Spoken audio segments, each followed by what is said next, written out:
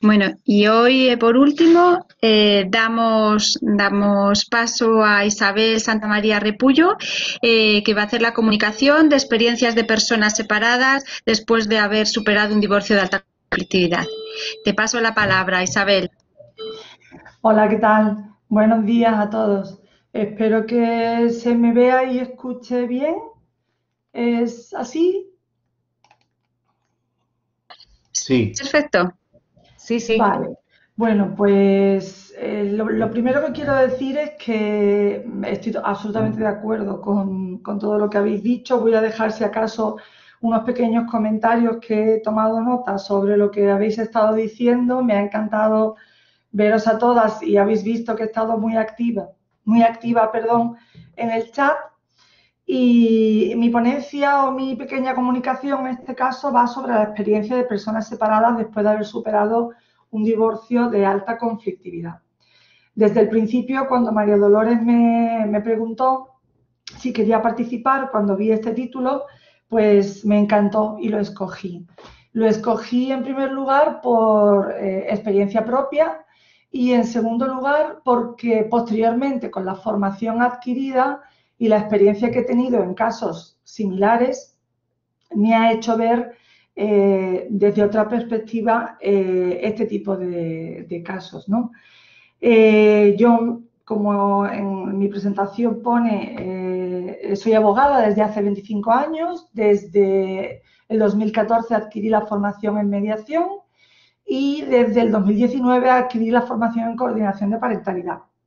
¿Qué ocurre? Que yo en el año 2007, bueno, pues después de 20 años de convivencia y algunas dificultades que surgen en todas las convivencias, como vienen siendo normales, bueno, pues se empeora y surge una situación ya, diremos, de maltrato.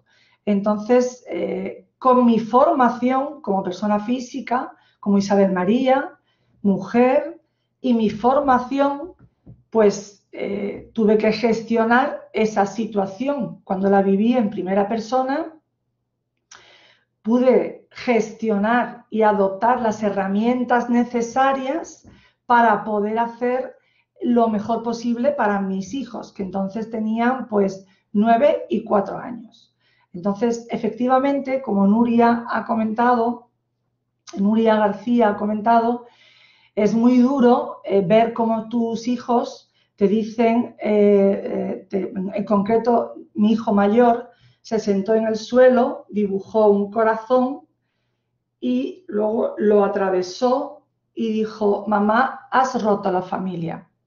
Esta mañana he escuchado todas las ponencias, llevo conectada desde el principio y se ha dicho aquí, creo que ha sido también Nuria García, no se rompe, con el divorcio no se rompe la unidad familiar. Al contrario, quizás se transforma o mejora o se adapta al nuevo paradigma, pero no se rompe la unidad familiar, no tiene por qué. Yendo un poco al caso práctico en concreto, para que conozcáis un poco de manera directa la experiencia, en mi caso comenzó con un divorcio contencioso, un divorcio por violencia de género, que finalmente se llegó a una conformidad. Hubo previamente una denuncia incluso por la otra parte de que yo le había agredido, o sea, ya rizar el rizo aprovechando mi tamaño. Los que me conocéis sabéis que soy grande. Como digo, la sentencia de violencia de género se llegó a una conformidad y luego el procedimiento se transformó en un mutuo acuerdo. Pero durante este tiempo yo tuve persecución, tuve la persona que se asomaba a la esquina con una rosa, tuve en escrito, que a día de hoy conservo, con una notificación judicial y a lápiz, que decía: me voy a llevar a los niños al extranjero y no los vas a volver a ver.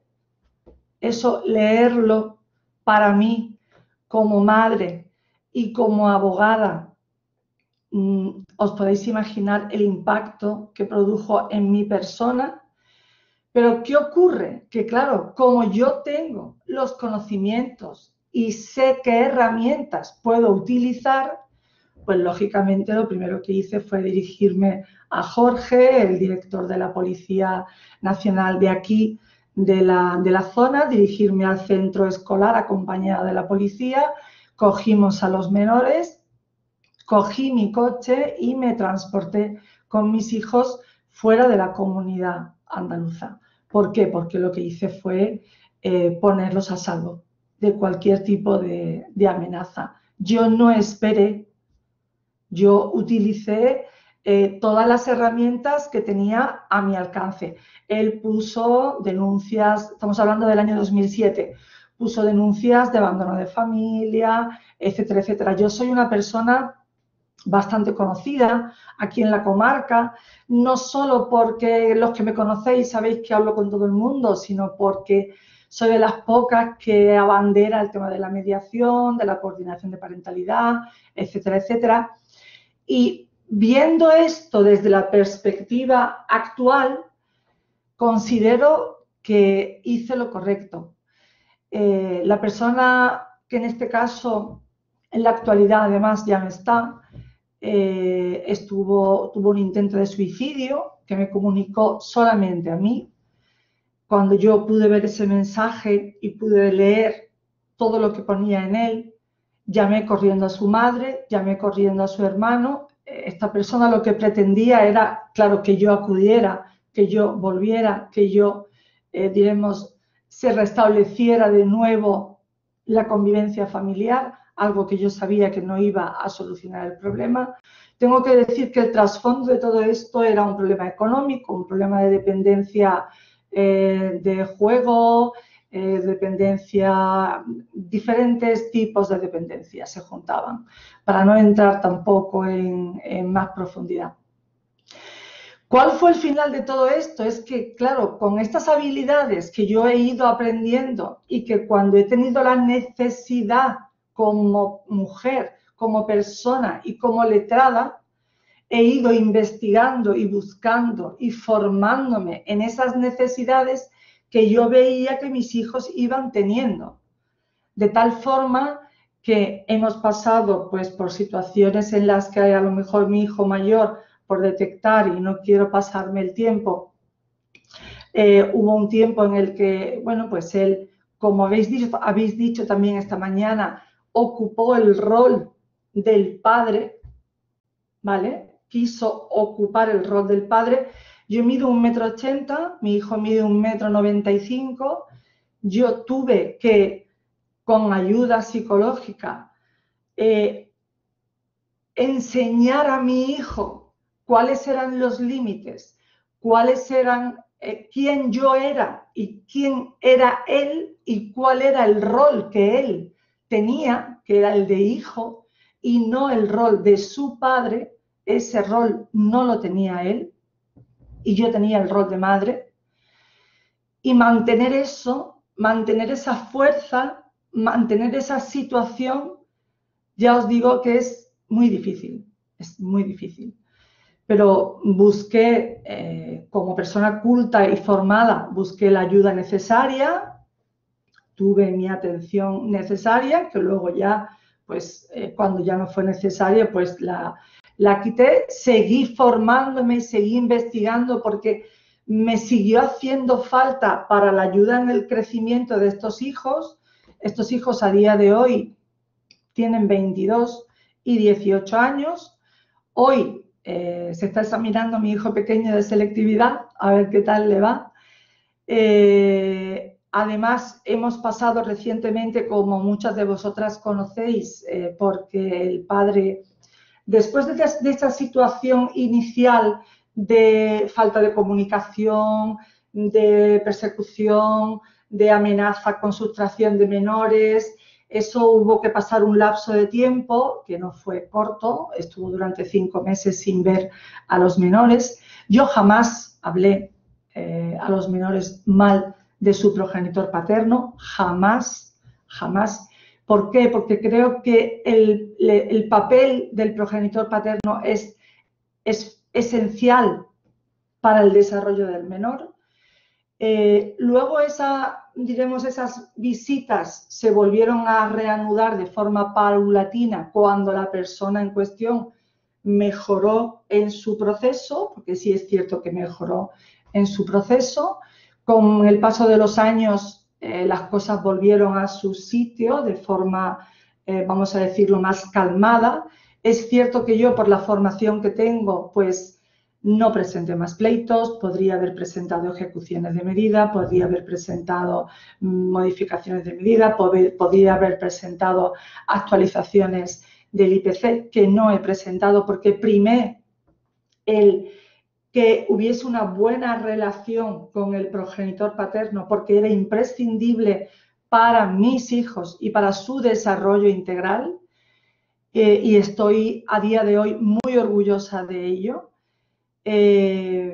Recientemente, voy a intentar no emocionarme, pero hace escasamente un año quizás, mis hijos, pues, ni que decir, tiene que evolucionar muchísimo en su desarrollo personal e intelectual. Adoran a su padre y adoran a su madre y bueno, pues han estado haciendo sus visitas con su padre y han estado haciendo sus visitas con su madre de forma normal y hemos ido cambiando las visitas y bueno, y las actividades extraescolares, aunque no estaban reguladas, hemos estado gestionándolas con las herramientas que he ido aprendiendo con la formación, que quizás pues de otro modo, de otra forma, a lo mejor no la hubiera podido llevar a la práctica, pero en mi caso real así fue.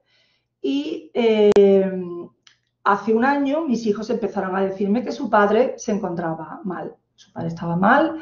Entonces, bueno, pues yo empecé a llamarlo porque, claro, no había una mala relación, pero tampoco había una buena relación. Simplemente visitas, ¿sabes? Ellos iban, venían, es decir, no había una relación.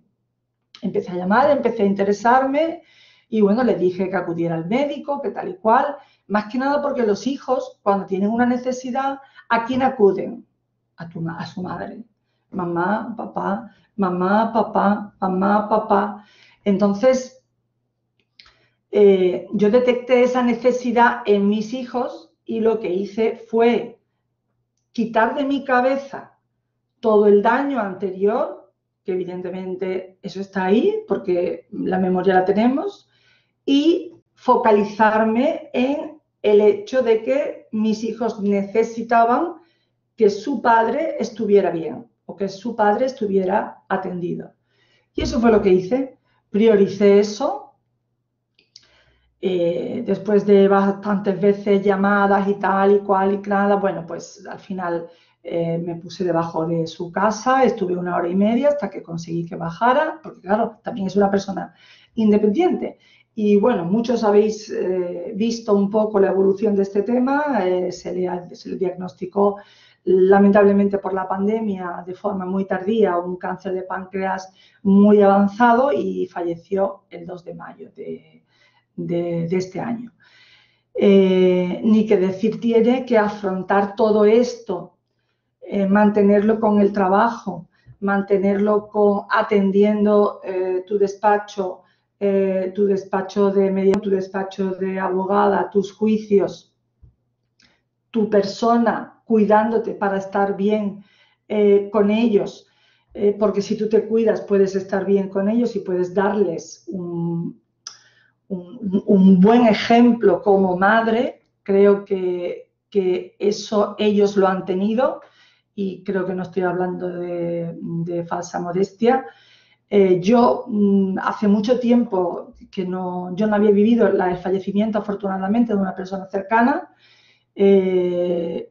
Cuando a lo mejor ha fallecido mi abuelo o mi abuela, que se ocuparon mis padres, resulta de que, bueno, pues hay que hacer una serie de cosas, como son los reconocimientos, como son en fin, una serie de cosas que yo desconocía y que para que no la hicieran mis hijos, porque al estar yo divorciada, yo no era nadie para ocupar ese lugar.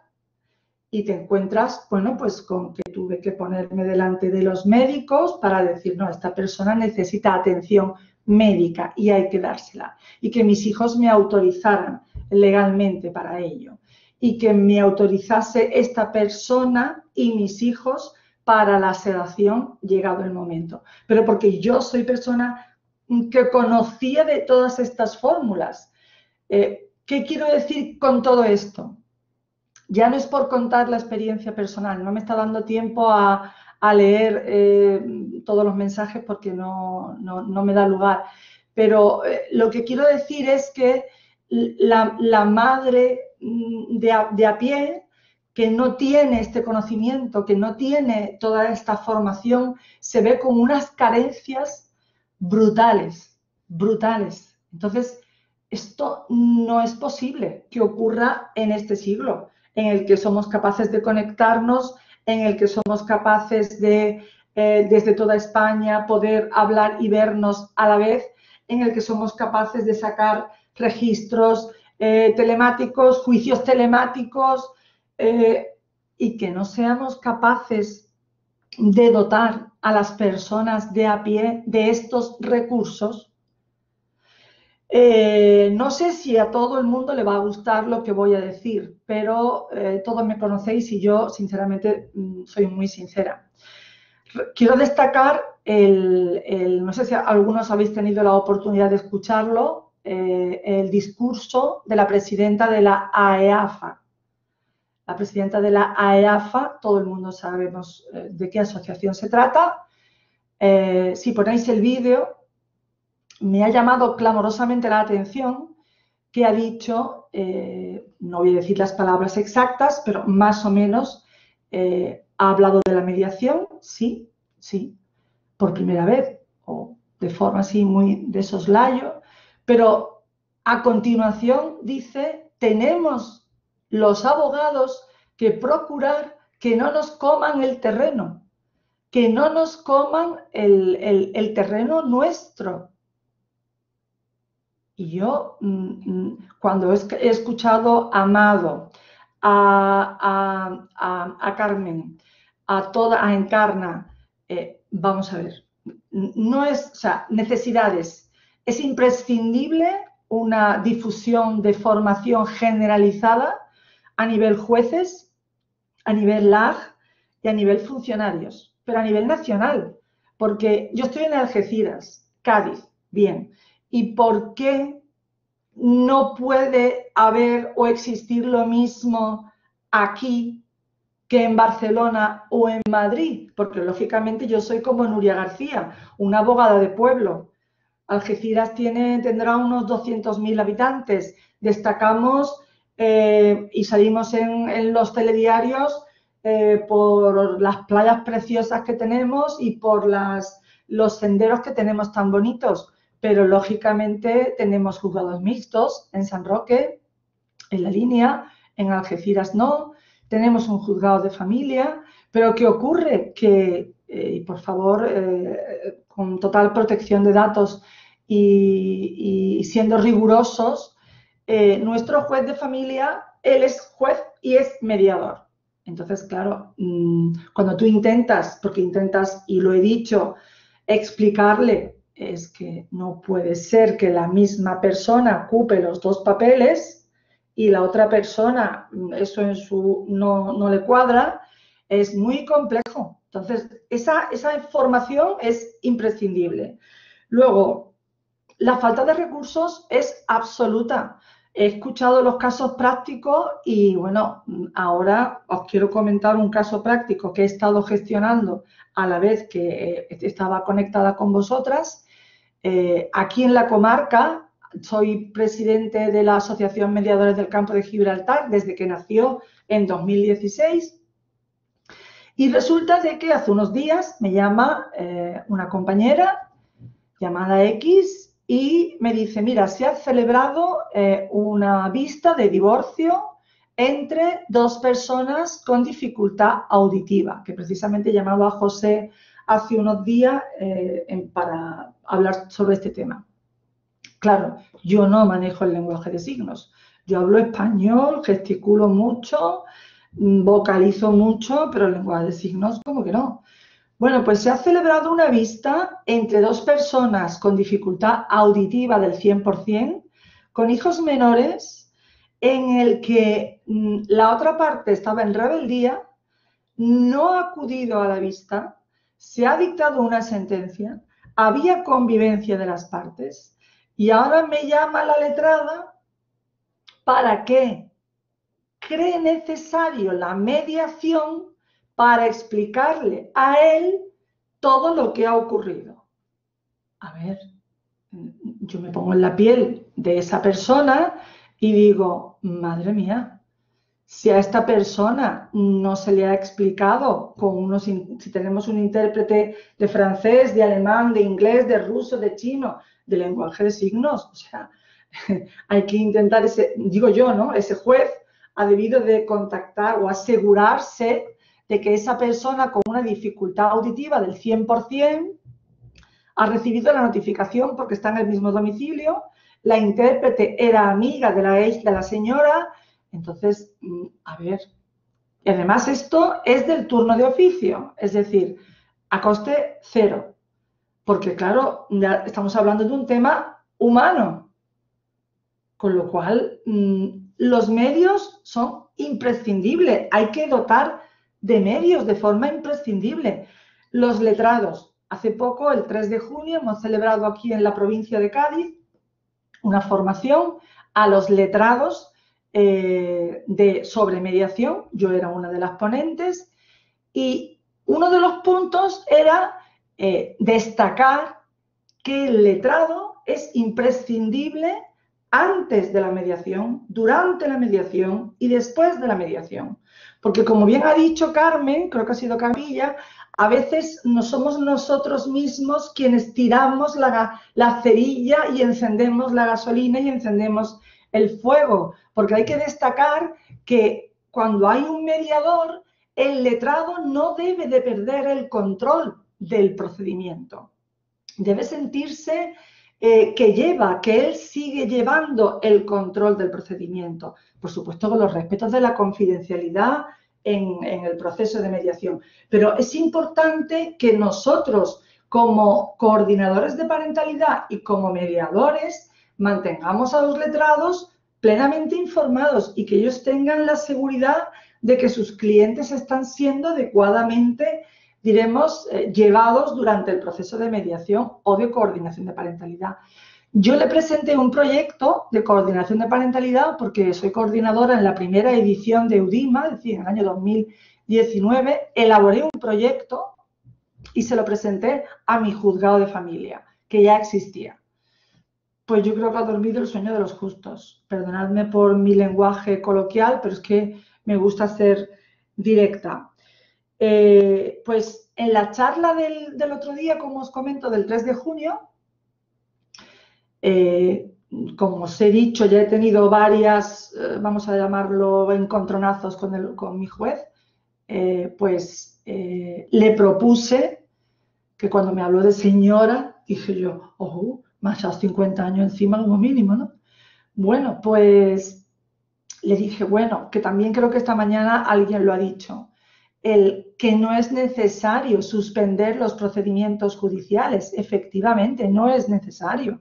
Y le propuse a mi juez, vamos a ver, entre la contestación a la demanda y la fijación de la fecha de juicio, usted, como juez, está diciendo que, dada la pandemia, dado el desborde de asuntos, dada la situación judicial de colapso que existe, entre la contestación a la demanda y el señalamiento, hay espacio suficiente temporal como para que se lleve a cabo esa coordinación de parentalidad, esa mediación, en fin, se realicen ese trabajo de escucha de las necesidades de las partes y no se dé esa situación que todas las compañeras están diciendo de 2 minutos en la puerta tal, que es lo que yo me encuentro. O sea, eso me lo encuentro yo así.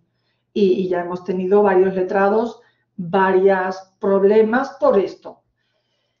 siendo estrictos, son y 23, y para que no me regañe Gonzalo, si queréis preguntar algo o alguien quiere preguntar algo, pues Tienes 5 minutos más, encantada Isabel. de responder. Y lo que sí quiero es agradecer a Gonzalo, a Guadalupe, a Amado y a todo el equipo de Diario de Mediación, pues la oportunidad que me han brindado.